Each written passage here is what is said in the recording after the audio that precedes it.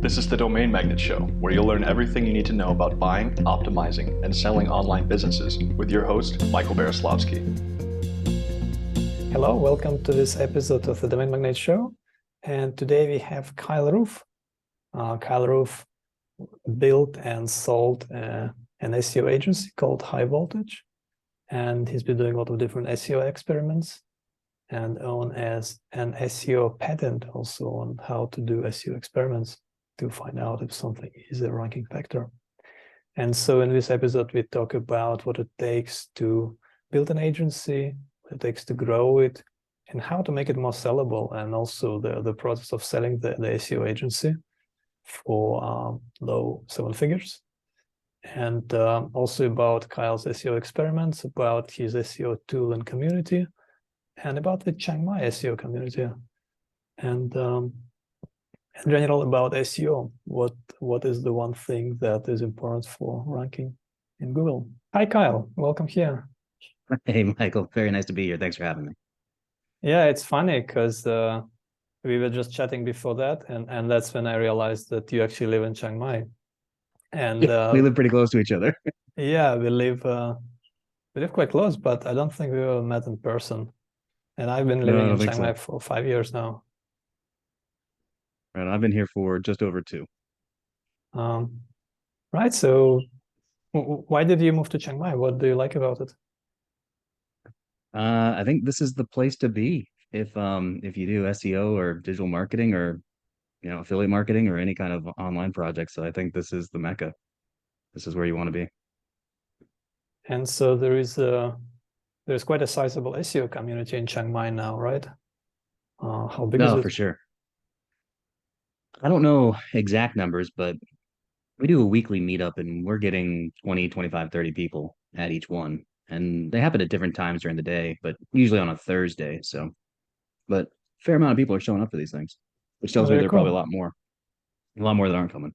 Are they just like informal people come together and chat, or are they usually some sort of presentations? We try to mix it up. The first main goal of it is just to get SEOs out of the house. They're often a sad bunch. Yeah. Just kind of stuck behind a computer. So like, for example, yesterday at the meetup, we went to this place called Cocoon, which is like a spa type deal. So I've got like a sauna and an ice bath and a swimming pool. And it was just like, do something healthy for yourself and also spend some time in the community. We'll go to a pub. I host a pub quiz that does SEO trivia that always starts off as fun and games. And then by the time people are yelling at each other at the end, which is because SEOs are competitive. About a month ago, I did a presentation for the group. A little bit before that, Matt Diggity did a presentation for the group. So we try to mix it up. All right, cool. So I bet the most interesting conversations were probably inside the sauna. Yeah, that's where all the beans are spilled. That's it. Though, that's actually one of the best things about the community, though, is that there are no secrets, really. I mean, it's one of the most open and helpful community you could ever hope to join. If you have a question, someone will help you. And that's the whole point of it. It's an abundance mentality group where the idea is that if you're successful, then we're all successful. And the only thing that we should be doing is just sharing information. So you don't get that kind of cutthroat or I've got this secret and I'm not going to tell anyone type thing, or, oh, I know how to help that person, but I would never. That doesn't happen at all in this community, which is also another reason to join. That's very nice. When I was starting out with this SEO back in like 2004, 2005, 2006, it was the opposite of that. No one wanted to share anything. There were very few people who would post anything online or like reveal any kind of secrets of what they're doing. And so it was the complete opposite. Everyone was just very secretive about everything.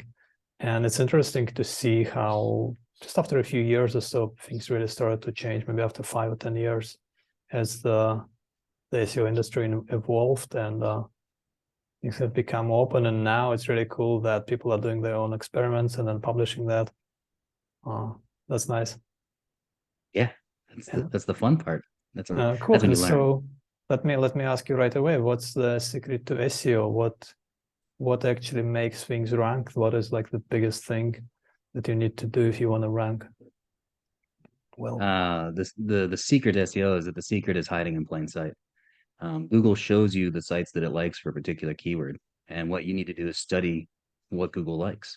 And so you don't have to guess, you don't have to use magic or anything fanciful. Do the search on the terms that you want to win, and then look at those sites, and then that's what you've got to do. And you can look at what they've done for their on-page SEO, the words that they're putting on the page. You can see what they've done for their off-page SEO, and that's then what you need to start to do. Those are the counts that you need. And it really, at the bottom line, it does come down to math.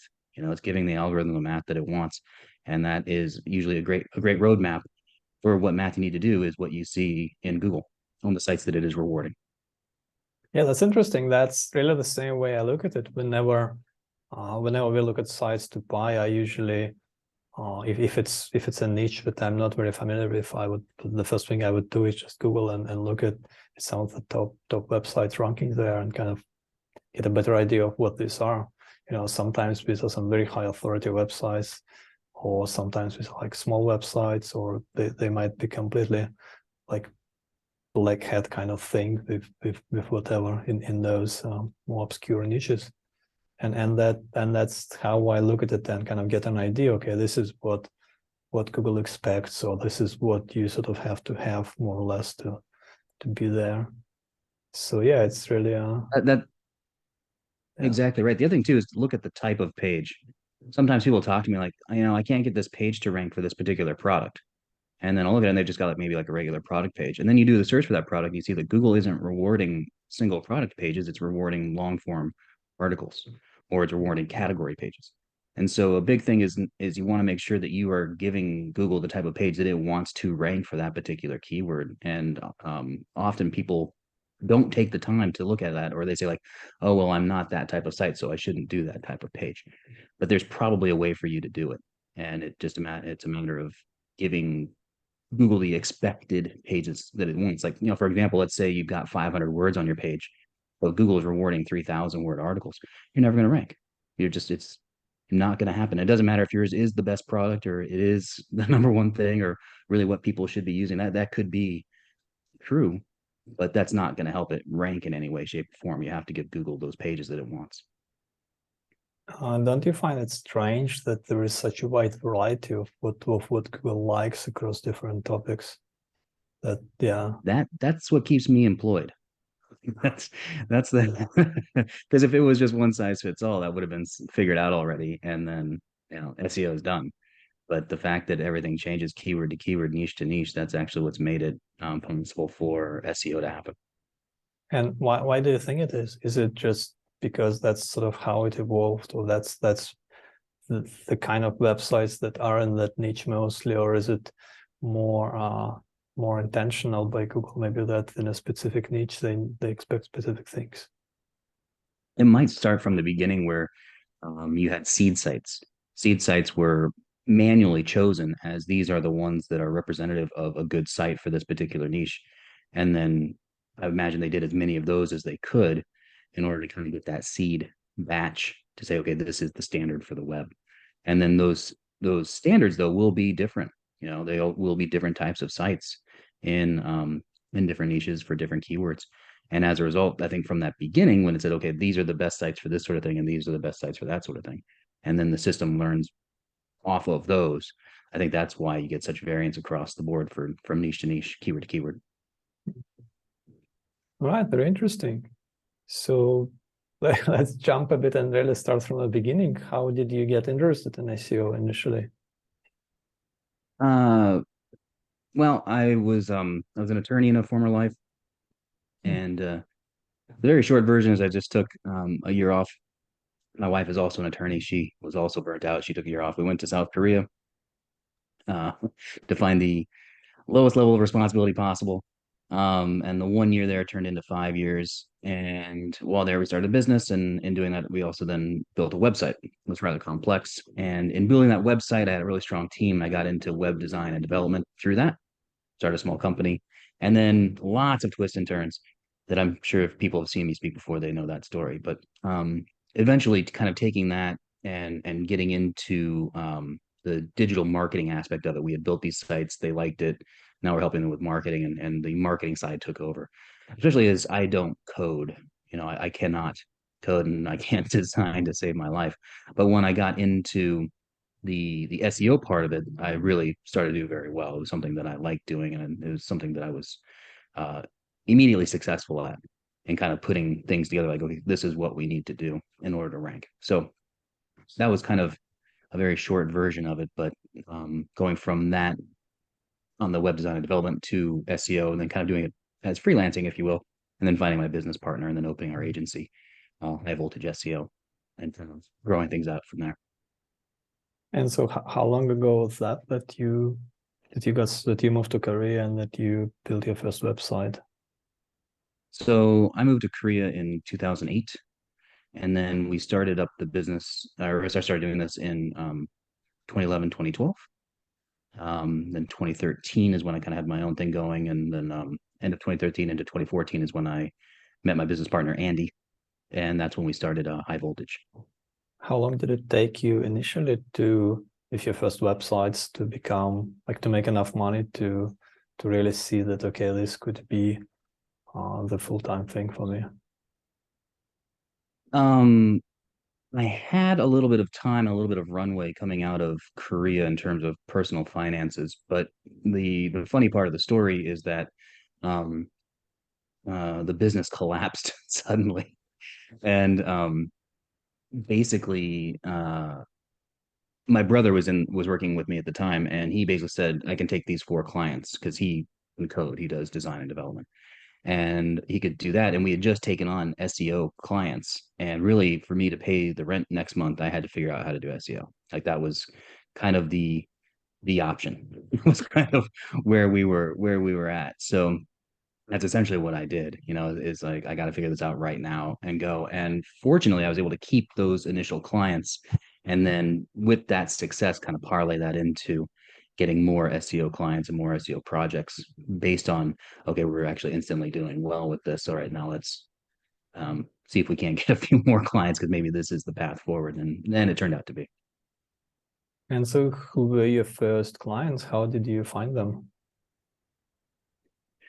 Well, those initial ones came through design and development, doing that kind of work, and then doing the SEO for them, and kind of just bidding on projects, on Elancer back in the day, or Freelancer, and those types of things. That is always kind of the tricky thing, is where do you get that first client? Your first client is probably someone you know, right?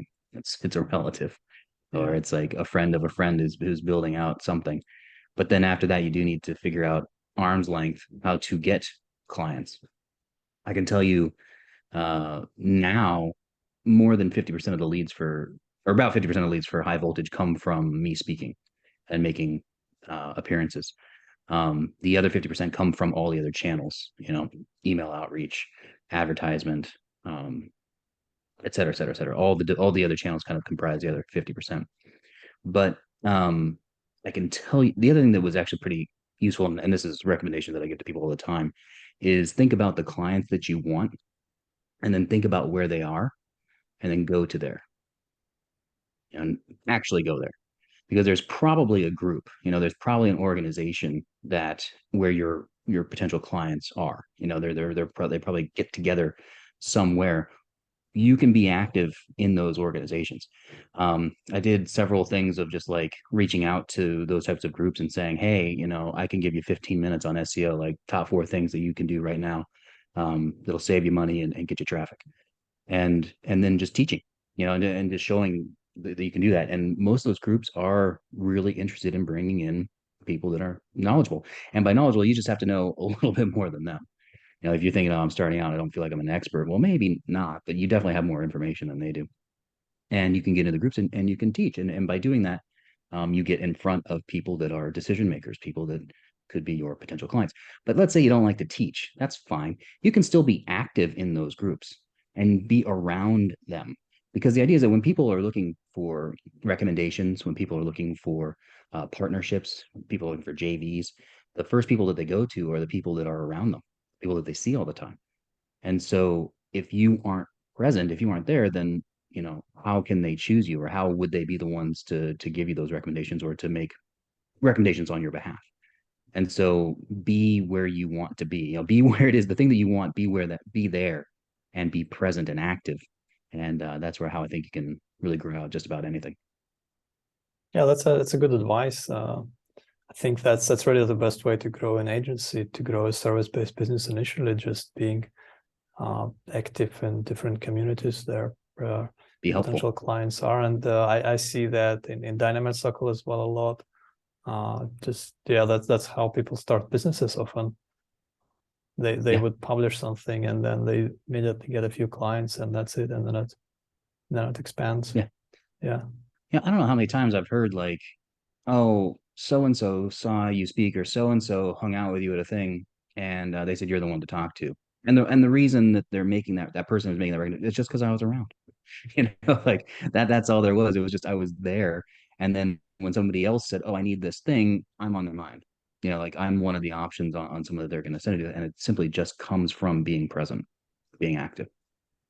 Yeah, that's what I used to do as well. Then I was more active in the marketing, just speaking at different events, doing a lot of podcasts and kind of hanging out at different places, and that is helpful to find people. Yeah, absolutely. All right, and so initially you started doing some design and some SEO, and how did that evolve over the years? Were you like did the SEO offers become the main products of the agency, SEO management? Yeah, the web design and development crashed and burned almost overnight, and it basically instantly turned into, from that company, just me freelancing in SEO, and then to me meeting my business partner to open an SEO agency. So I think we officially formed the agency in 2014. And what was great is my business partner, he's Australian, and at the time he was living about half the time in Berlin and about half the time in Melbourne. And I was in the US. And so when we opened our company, we immediately had 3 addresses on 3 different continents, and it looked very sexy. We were instantly a multi-continental SEO agency. I can imagine And that. even though it was the 2 of us, and then Maria, who's actually now a business partner, at the time she was basically our VA. But it was the 3 of us and 3 addresses across 3 continents, and it looked really good. And that was also very helpful initially to show that's like funny. that we had something going on. Most agencies don't have a single address, and you had 3. So to your clients, you probably look like a major multinational corporation. And now we are, now we've got like actual, well, you know what, because of the pandemic, we really don't have physical locations anymore, but we did actually have we have, of course, addresses and stuff like that because we're real businesses, but now 30 some odd employees that are actually in all of those continents and actually working and doing all of those things. And so where is most of the team based? Are they based in the States, or are they based somewhere in Asia? The majority of the team is in Europe somewhere. Berlin became our main office, and that's where most of our employees were in or around or somewhere near there, or like within a short plane ride to Berlin. My last place where it was in Phoenix, where we had an office, or where we had to put up our US residency. And there were I think between Berlin and Phoenix were 2 larger locations where people actually were, like they were in the cities. And so at the peak, which is maybe it was quite recent, or maybe before, what was like the revenue and the size of the agency? I can tell you that our average client is around $4,100 a month. It's like a lifetime or a one-time purchase? No, each month. Oh, $4,100. Okay. Yeah, okay, and that's good. our average client stays for about 18 months. And did you have like a lot of those kind of average clients, or did you end up having just like a few really big ones and then a bunch of smaller ones? No, they're all about that size. That's the size that we're shooting for. We do obviously have some larger and then some smaller, but we slowly but surely in 2019, we really started to make the push towards contracts. So instead of saying we're going to do month to month, we're going to do a 6-month contract. And in doing that, what we ended up finding is that the companies that can do that are funded. That they actually have the budgets already in place for their marketing to be able to say like, yeah, we can make that 6-month commitment. And it's not the kind of decision that you can just make instantly, just say like, we're only doing that. Like, because we had all of our legacy kind of month-to-month clients, we still had some transition month-to-month clients, but then slowly but surely we pushed to where we will only take on someone if they will sign a 6 or 12-month contract with us. But in doing that, that raised up our average because those companies have more money, and then it also that we keep them longer, and kind of as each month goes, like the amount of time that our average client stays with us goes up simply because of that situation. It made us a much more stable company, much more predictable income, much more predictable revenue and growth. And so we kind of made that push, and that's kind of what slowly but surely, like all of our legacy clients that were month to month are gone, and they've been replaced by the other clients. It's kind of an interesting transition where we'd probably lose like 1 to 2 of the monthly clients, and we'd replace it with just one, 1, 2, or 3, even sometimes maybe legacy clients, and they'd be replaced with one client. And what that does is that massively increases your margins, because when you're only servicing one client, you can do it much more efficiently, and you make a lot more money. Yeah, even if the bigger clients. total amounts were the same. Yeah. Okay, very cool. And can you say what kind of margins we're getting? I'm very curious in general, what kind of margins do SEO agencies usually get? Over 60%. All right, that's very good. So if the average client would be paying $4,100 per month, and what exactly do they get for it? So we are solely SEO. We don't do like Facebook ads or Google ads or anything like that, or social media marketing. We are simply an SEO company. And within that, we're also bespoke. So we'll put a plan together specifically for each client. I will tell you that our foundation is content. Excuse me. We will want to get a lot of content on the site. We will want to update the current content, and we're going to want to grow the content on the site. So if somebody comes to us and they're like, we just have one page website and we just want to keep that, we're not a good fit. We're not going to be your SEO agency. One thing that we think we do better than just about anybody else is research. We're going to out research your competitors in terms of like the content that we need to get on the site to make sure that that you can have evergreen growth and not worry about Google updates. That's something else. When we started signing these clients, we kind of moved into like fintech, kind of like new banks, insurance companies, that kind of stuff. They can't get anywhere near anything that's black hat, because we can't say, good news, guys, we have to change the domain name of your, multi-billion-dollar company. They're not going to take that very well. So like the techniques that we had to produce had to be well within Google's guidelines, but then also effective. And a lot of that comes down to research and content. And that's a lot of what we've then put together. So what you're going to get is a research package, a content package, and a strategy that we think is going to be very effective, but is also going to get that long-term evergreen growth, and will keep you within Google's good graces. Yeah, like how I've seen Wise, TransferWise, they have a ton of content. They just have articles about everything. Most of the time they're not very useful articles, but they rank for everything. I find they aren't so, one of our so clients. Often. They're your client? No, they're not. But we have something similar to them. Okay. All right. So for an average client, you would be doing much of content, and were you also doing some link building, or is it only for some clients? But yeah. It's case by case. We do in-house link building, though, in-house outreach.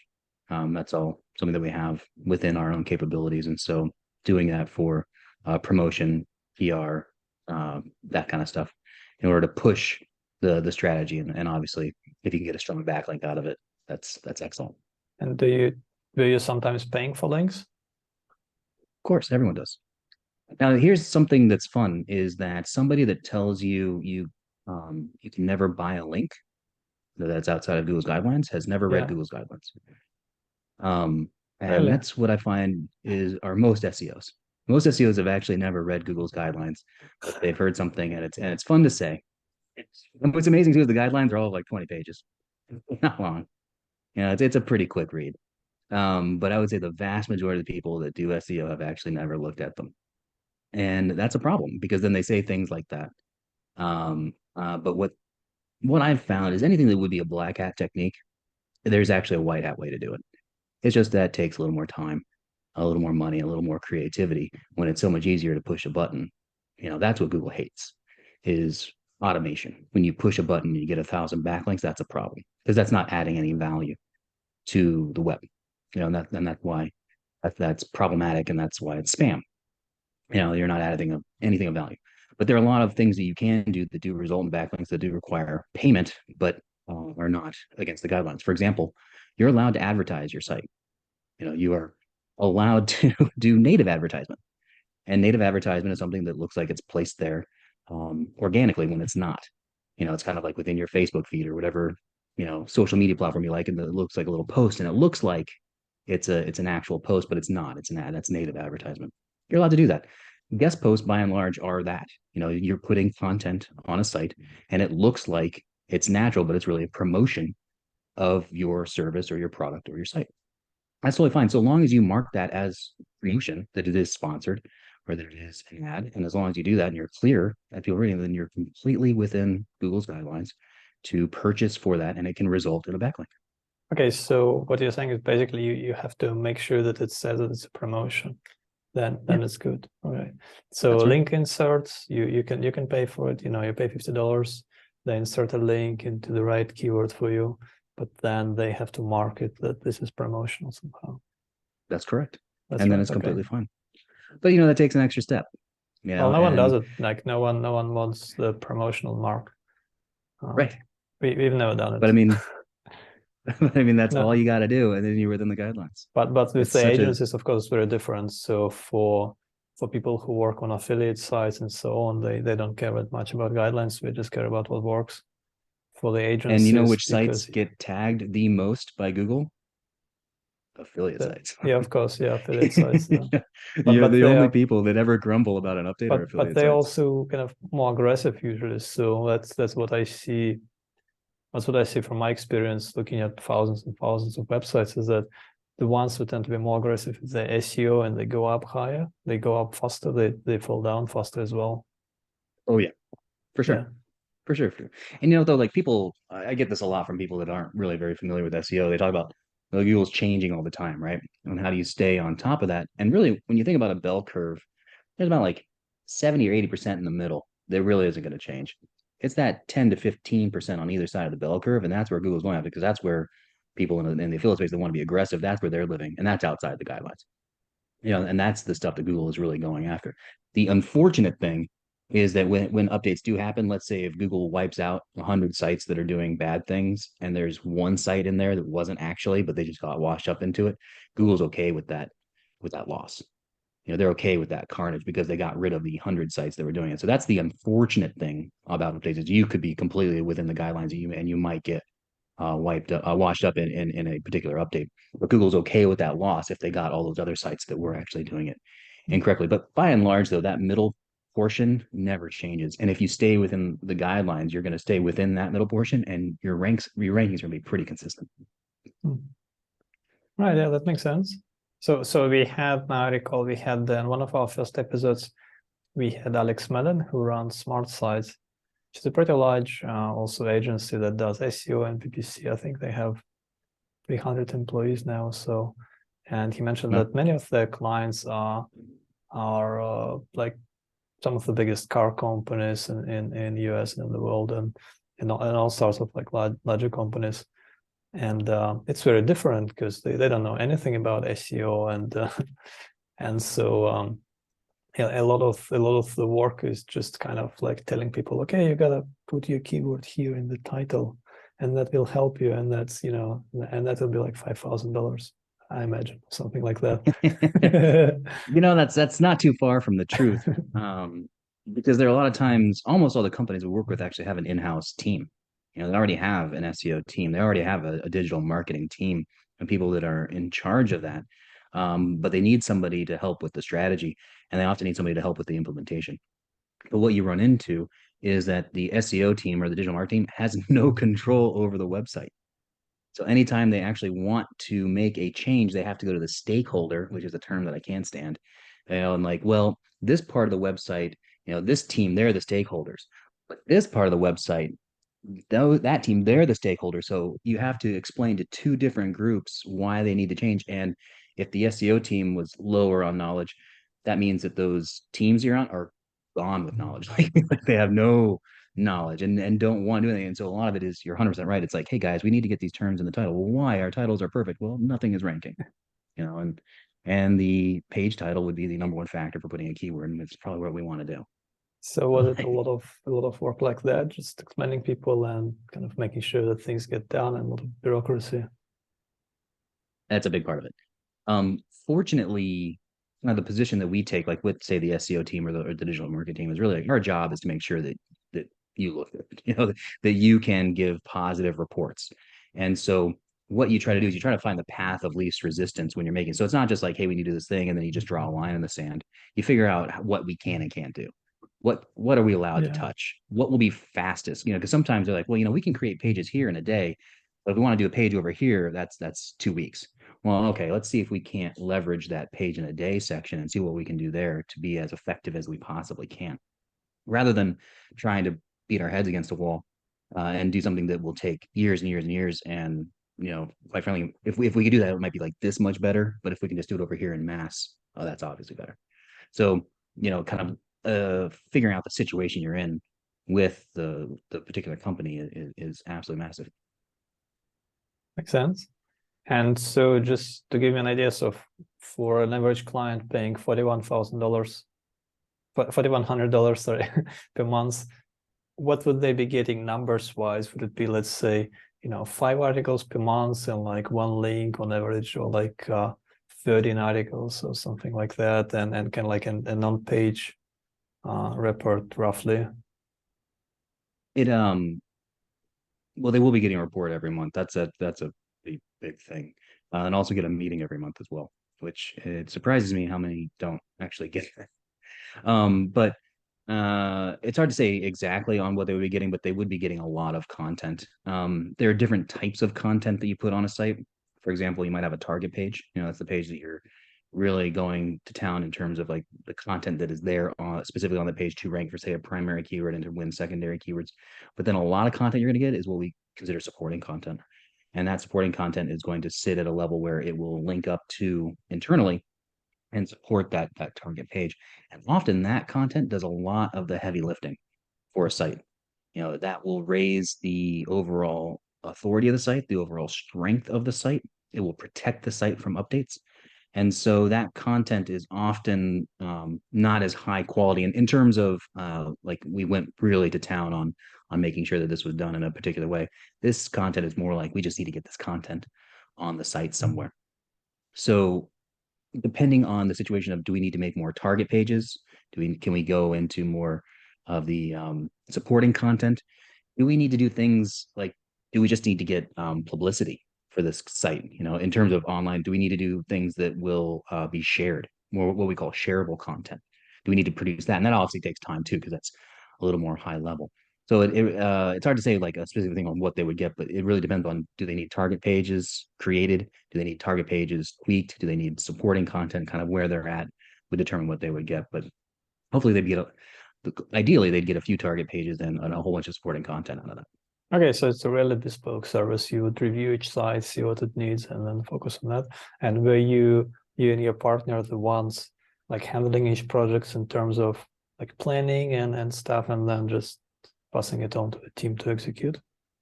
No, and that's if you ever want to sell an agency, that's what you cannot do. Yeah. Absolutely not. What we have set up is that we've got a leadership team. So we have a US manager, a European manager, and our CTO. And then under that, our senior level campaign managers. And then below that are junior level campaign managers. And the idea is that the junior level campaign manager is the one that's going to interface with the client. We'll be exchanging emails and messages and stuff like that. And we'll be on the meeting. The senior would be the one that will guide the strategy. And then from there, above that would be the leadership team to kind of review. And then the only thing that would get to me would be like sticky situations, like where the seniors are actually just want confirmation. Hey, we're in this situation. We think, our options are A, B, and C. We're thinking C, but we just want to run that by you real quick. That would be my involvement in terms of the higher level strategy. So I'll get involved in strategy. I'll get involved with teaching the team, like, hey, this is a new technique that we put together, and this is how we're going to do it, and et cetera, et cetera, et cetera. That'd be my involvement. But if you want an agency that you can grow and that can actually be acquired at some point, you can't be involved in the day-to-day with any clients at all. All right. So that sounds like that's really the main difference between agencies that are sellable and not so sellable, that you just remove yourself from the operations completely. You have to. Yeah. It's massive. Something that I think about and I've talked about is that, can you walk away from the company for 3 months, and will it not only maintain, will it grow? Is that possible? And if it's not possible, and you probably don't have something that can be sold or could be sold for as high as the value actually might be. And so how did you get to that point that you can walk away for 3 months? You and your partner, I'm assuming, right? Did you Takes a ton of work. implement some system like OKR, or did you just create your own kind of structure within the company? Well, setting up and defining a structure, having, as I said, those kind of different levels of management and responsibility. And then there's also like a separate team, such as like the writing team is a separate team, and they report up to proper channels. There's a link building or outreach team. They report up as well. And all of those things have the ability to function. A big part of that, though, are the SOPs. You have to have tight SOPs for literally everything that you do. Because if you don't, then you're reinventing the wheel every time you try to do it. And that's wildly inefficient, wildly ineffective, and isn't going to produce anything for you. But if you lose a team member, it's going to be even harder to replace them when you don't have those SOPs. So kind of having that defined structure and then having SOPs is massive for you, so that you don't have to worry about quality control or, is this being done right, because your SOPs are that tight. Yeah, that sounds good. So tell us more about the selling process. When did you decide to sell, first of all, and how long have you prepared it in order to make it sellable, and then how long did it take to sell after you listed it? The end of 2021 is when we signed with a broker, which I would highly recommend. And we worked with a broker about 3 months to get our SIM together. That's the marketing packet. So the idea is that once you kind of list, general numbers are given, but then if somebody wants to really look at your financials and what's really going on with the company, they sign an NDA and they get your SIM, and the broker will help you put that together. They also help you our books were great, but they were like, hey, they will prefer to see this on this line, just so it's more standardized as to what buyers are going to be looking for in terms of what's on what line in your books. And so kind of making sure that our books looked correct or easier to understand for potential buyers, stuff like that. And that's a big part of it, because if you don't have that stuff together, you're not going to get a premium, and you're not going to be able to sell. You're probably just not be able to sell. Yeah. So that was about a 3-month process there.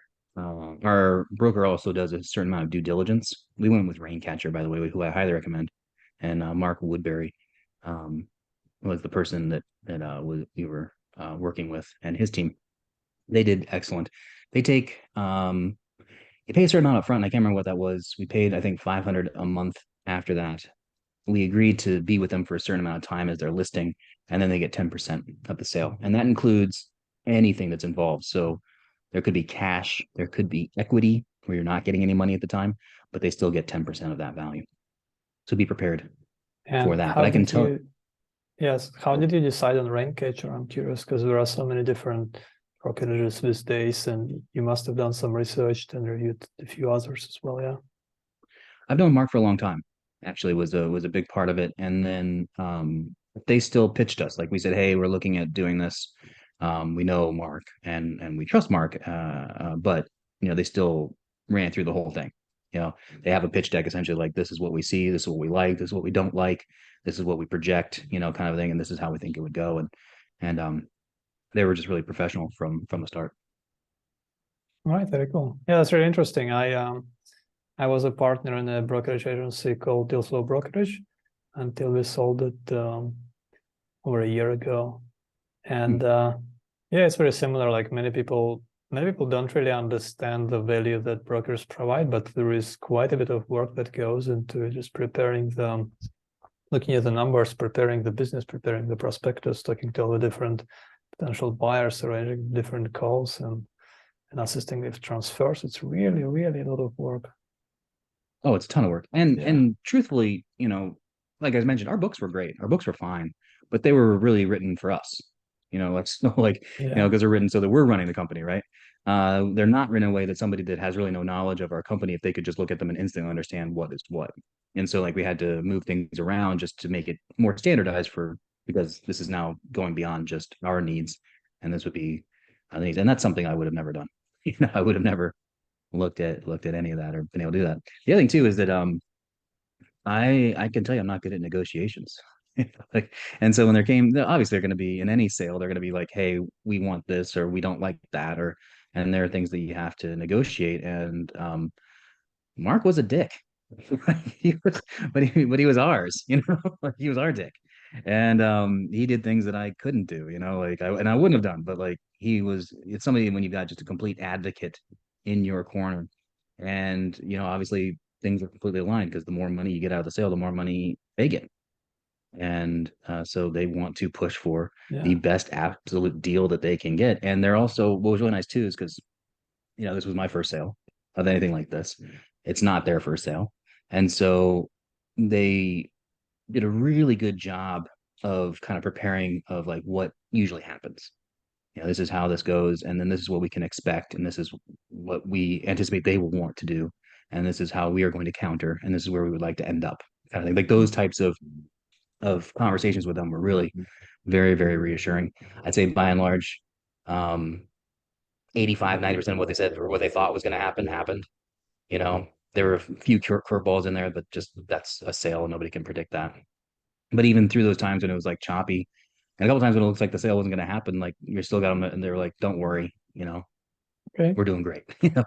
Don't worry. Yeah, and that was nice to have somebody that can tell you that. What was the price range of the sale? In the end, we sold for the low millions. Okay, and can you share the revenues or the profits, roughly what was the range or the multiple range that you sold for? What we ended up getting, so we did it on seller's discretionary earnings, which is a form of EBITDA, a form of net profit. It's really kind of close. I think with closely held businesses like we have, seller's discretionary earnings is a pretty fair metric because it looks at how you're spending your money, and there are things that don't necessarily have to be spent on the business. You can add that back in and then say this is what our net profit is. But we ended up getting a multiple of 4.2 on that. That's very good. It's very high. Yeah, most agencies get between 2 and 2.5. I understand. So we were blowing up, and we continued to blow up through the sale, which was kind of funny because we got to a point where the buyers are kind of like, we can't get any more money. We need to negotiate more equity or something else, because we're kind of tapped out. And even though we were still growing, that was a big negotiating point for us, was throughout the whole process, each month that went by, because they do it on a trailing 12 months. Each month that went by, we became more profitable and much higher in revenue, which then, because we had already negotiated the multiple, was making things a lot more expensive for them. And have you retained some equity? Did you have to stay on for a bit, for a year or two? Yep. So we got a pretty healthy chunk of equity actually, which was very, very nice. And how it worked for us was, and this is actually pretty interesting too, all of this is negotiable, by the way. There is kind of maybe a standard, but a lot of people don't realize you could give up money and basically just hand the keys. That's probably not ideal because they probably want you to be around for a little bit, but you could, that's all very, very negotiable. But what we ended up getting was kind of the first 3 months, nothing changed. Essentially they shadowed. So they were figuring out the company, right? They're figuring out exactly how things work day to day, maybe what they need to plug in from their team in different areas.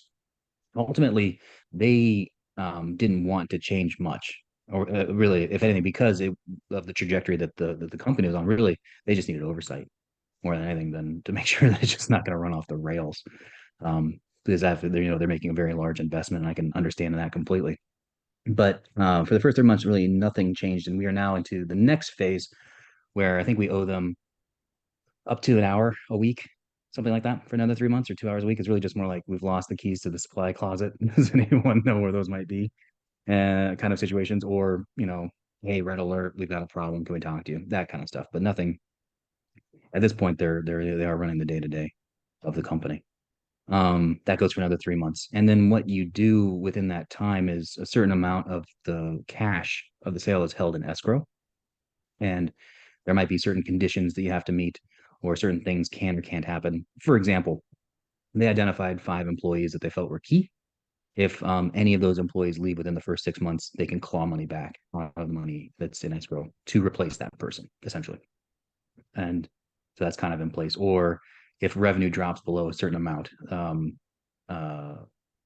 their concern would be obviously that during an acquisition like this, some clients might want to leave. If that were to happen, then we would owe them a certain amount out of that escrow as well. Fortunately, it's been really smooth sailing. We haven't lost any clients. We've gained clients. It's been really, really good. And I think they purchased the company that they hoped they were purchasing, that it is actually forming like it is, and it still is kind of, it'll continue going the way up. All right, very cool. Yeah, that's very similar to what we usually do as buyers for deals we acquire.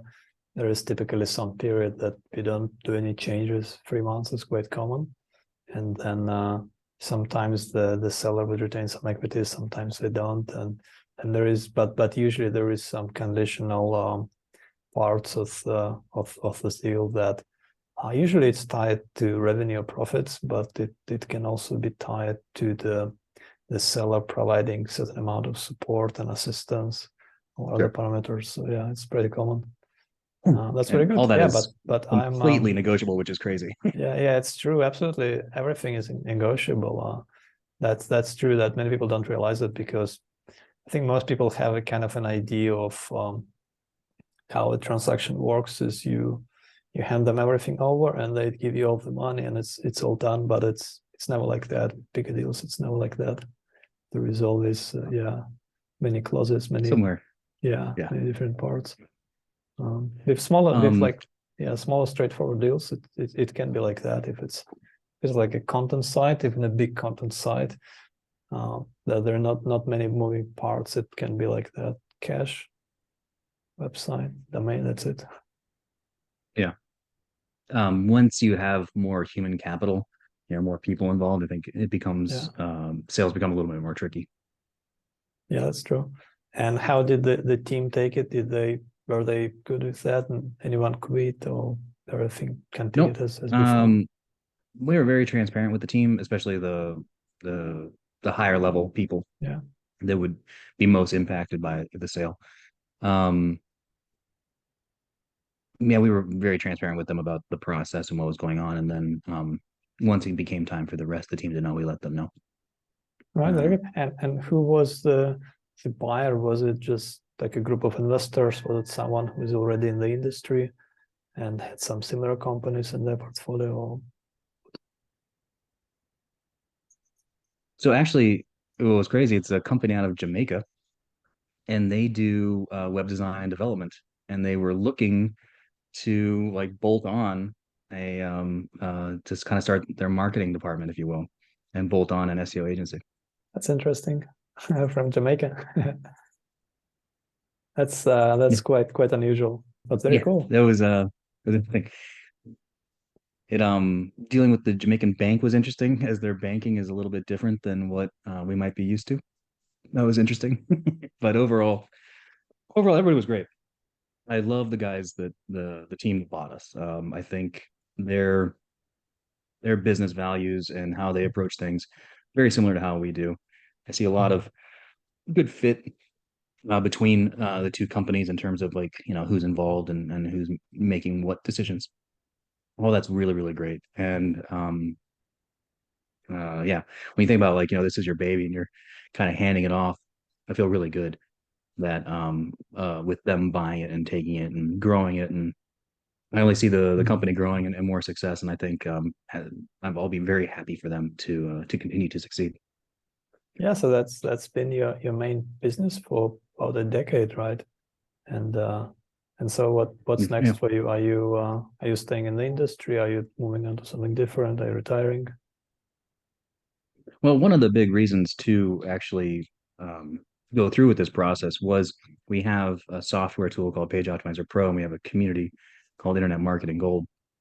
And I wanted to put more focus into those as with a SaaS and an online community, they are more scalable, faster.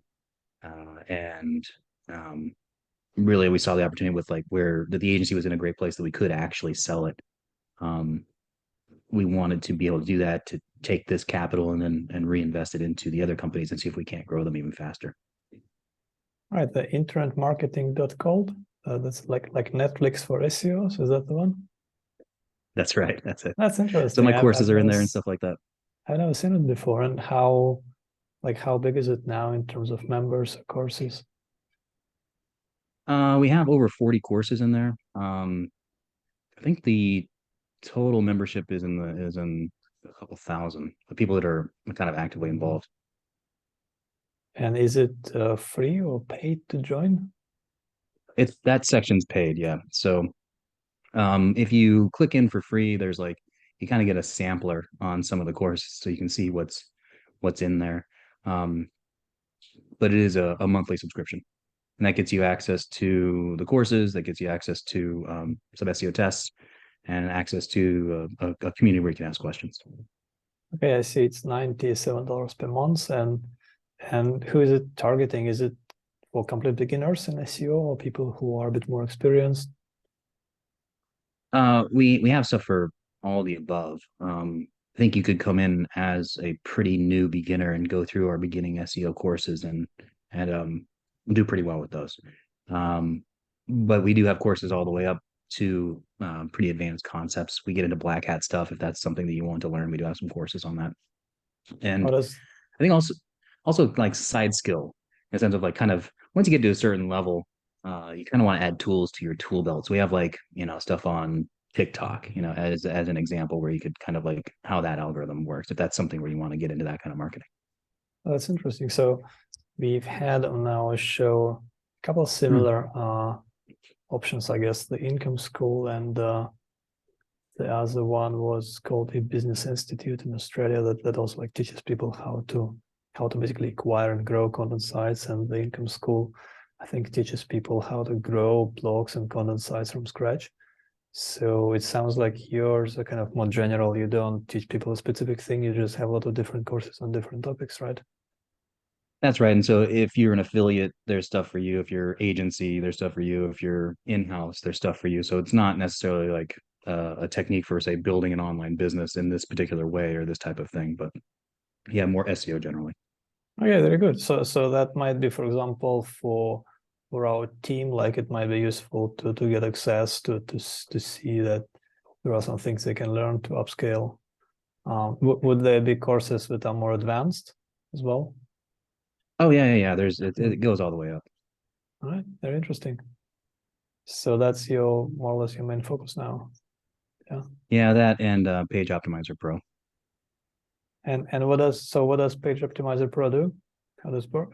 It's a on-page SEO tool. So the idea is you put in your site, the competitors, and then we give you edge analysis on how to make Google like your content a little bit more, really is the bottom line. So basically you are staying in the SEO industry, just not running an agency anymore, right? Yeah, exactly. Trying to do the things that I mean, the agency is great and it's growing, but when you look at the effort it takes to grow it versus the effort it would take to grow, say, Pop or IMG, you can do more with less on a SaaS tool or with the online community. Yeah, makes sense. Absolutely. Yeah, I like the idea of a community with courses that is certainly something that sounds perfect for someone who is into SEO as a good like name recognition and then traffic and followers and stuff. That's great. Yeah. Okay, and you also mentioned that you do quite a few SEO experiments, and you had some interesting findings from that. You share some. Yeah. Yeah, the SEO experiments part is fun. Um, like something that I did just recently was just on GPT, um, where I wanted to know where its knowledge actually ends in terms of current events. And so, that was just going in, and I found that it knows who won the Super Bowl in February of 2021, but it doesn't know who won March Madness, which is the giant NCAA basketball tournament that happens in the U.S. in March. And it also doesn't know who won the Kentucky Derby, which happens in May in 2021. What was really interesting about that, though, is that it gave an answer for that one, and it was very incorrect. So, like, it was a very confident and a very incorrect answer on who won the Kentucky Derby in 2021. So its knowledge really ends in basically February of That's 2021 in terms of any kind of current event. so that does it not have access online? Like it cannot Google things. It just It cannot. has a It database. cannot. Okay. It'll tell you that too. It'll tell you I can't look up things on the internet and my knowledge ends in 2021. Okay. But it could just say that. So then I started asking it like things like who just won the World Cup? That just happened a couple weeks ago. And it didn't know. I was like, then I kind of went through some big events in 2022 and it didn't know any of them. And then that's when I then found it knew the Super Bowl winner in February of 2021, but it really doesn't know much after that. And what are your thoughts on AI content nowadays? It's quite a big topic recently.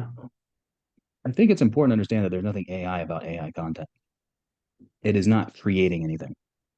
It is spinning, and it's doing an amazing job at that, but it has to have knowledge already. It has to have that information, and then it's spinning the content from that information. So this is basically Spinner Chief from 2012, but just better. But right now it's not creating anything new. So I think it's important to understand that limitation. And also what I found is that even though, say, you put in, it gives you one answer and people were like, well, that's so much better than going and getting 10 answers out of Google and having to sort through them. The thing is, that one answer could be wrong, as I just saw with who won the Kentucky Derby in 2021, and it gave the information from a different race. So just because it's one answer doesn't necessarily mean that's the best or correct answer on something. And it might be good to be able to confirm some information through some other sources. So I think understanding those limitations, obviously it will get better. It will get more current. That obviously will happen. But it's important to understand that it's not creating anything new, and it can be very wrong. Do you think it might be the future of SEO, the future of content? No, because Google can already identify GPT-2 content quite easily. And it's devaluing that content. I think right now, Chat GTP is on 3.5. I would imagine they're doing a pretty good job of identifying what is, within that 3 and 3.5 range, and we'll deploy that this year. And sites that are doing purely AI content, you can see just their meteoric rise. You can see how well they're doing, and you will see their meteoric fall. Just with the sites that were just doing chat, using OpenAI with GPT-2, and that all happened within this last year. Yeah, that's what I'm saying as well. Sites that only use AI content that don't seem to do very well. But I know quite a few people who are combining these different sources. They create their own template. They combine different databases and sources and populate it with the AI content, a few other things. And if they make it look really good, it seems to work really well. And they can build up those sites quite quickly. Like the ones I've seen were some in different languages as well. And I actually read that, and it looks really good. Like, for example, there were ones that were listing kind of different, I think like about cities, or about like things you can do in a different city, or like about different like hotels and so on. So sites would have like lists of different content, then you can combine a few different databases and also add some of that AI content. And that seems to work quite well, and it also reads well. And the point is sites, that has always worked, though. Yeah, like that's the thing that I find funny is that has always been successful, and it's really not spinning at the word level, but if you can spin at the sentence level. So for example, you can say like I love riding my bike, and then you can spin that entire sentence and say riding my bike is my favorite thing to do. So that sentence has the exact same meaning, or close right. enough. And if you can spin at the sentence level, you can get into combinations where there are more combination possibilities than there are like grains of sand on the earth, and then you can do tens of thousands of pages that way with a very small set of seed articles. You could basically take 4 or 5 articles with distinct sections, spin the sentences between them, and then you can create very, very good content. But that's always been. It's just now people maybe are realizing a little bit more with AI type stuff, or maybe it's a little bit more easy to do. But that's always been doable, and so a lot of sites have been very successful with that. Like on a practical level as well, people that were able to do that and on scale with low cost. Yeah, you just needed a spreadsheet, really. And you could but it wasn't ranking that well before. Now I find that just seems to work better with that. Then you mix up the AI content and rather than just pure spinning. I think it's ease of use. Makes it a little more maybe mainstream, or more people are seeing it. Maybe, yeah. But I saw these sites doing the same thing 10 years ago and being just as successful. Yeah. Just not a lot of people I did too. I think maybe you're right. Maybe it's just that it's become more popular and also sort of more accessible and easier because you can set those things up with less resources, less capital involved, less coding knowledge. Less coding knowledge, exactly. Yeah. All right. And so you own some SEO patents. What is that? What's the benefit of that? That is if something is or is not a ranking factor in search engines. It's a technique that I developed on how to determine ranking factors, and it was a lot of fun. I think more than anything, it's just a marketing thing. In terms of I have it, others don't. But what's the process? How do you determine it? At a very basic level, it's using a phrase that either does not exist in Google's database or has very low results, creating and optimizing pages for that particular term. And then you have an environment that you control. And then from there, you can change one thing on one page and see if it moves up, if it moves down, or if it doesn't move. And then you can start getting insights as to whether or not that is actually something that Google cares about, if it is actually a factor. Yeah, I remember one time many years ago, there was this, somebody picked a random phrase and then there was a contest like who could rank on top. And I found it quite fun. I built a few websites and it's like had a few websites that were exact match domain name and then just like stuffing it with keywords, and then others were like a little bit different, and then some that just had a lot of links. It was really interesting to see who would win at the end. And it got, I don't remember the phrase now, but I'm sure you've probably seen it. It was quite popular at the time. And it was interesting to see like who would win at the end and what would be the website that ranks on top, because there were really thousands of people competing and thousands of different sites. And it was a phrase that initially had no results in Google. So yeah, that's fun. Things like that are quite fascinating to see what, who would rank, what is really the most important, and analyze it. Yeah. Yeah. Well, you can get some real insight as to what Google cares about. Yeah. All right. Very interesting. Well, thanks, Kyle. That was fascinating, and congrats on selling your agency. And very cool. And hopefully we'll get to meet at some point. We are probably about like 10 kilometers apart or so. If that, yeah. Maybe 15. Yeah. Yeah. All right. So how can people find out more about you online and contact you? Going to kyleroof.com is totally fine. All my stuff is on there. Links to like IMG, links to PageOptimizer Pro and the agency are all on there. All right. Well, thanks, Kyle. Till next time. Awesome. Thanks so much. Domain Magnet is a leader in buying and selling online businesses with a proven track record of expertise gained from over 300 deals since 2004. To learn more about how we can help you acquire or exit a profitable online business today, head over to domainmagnet.com for more details.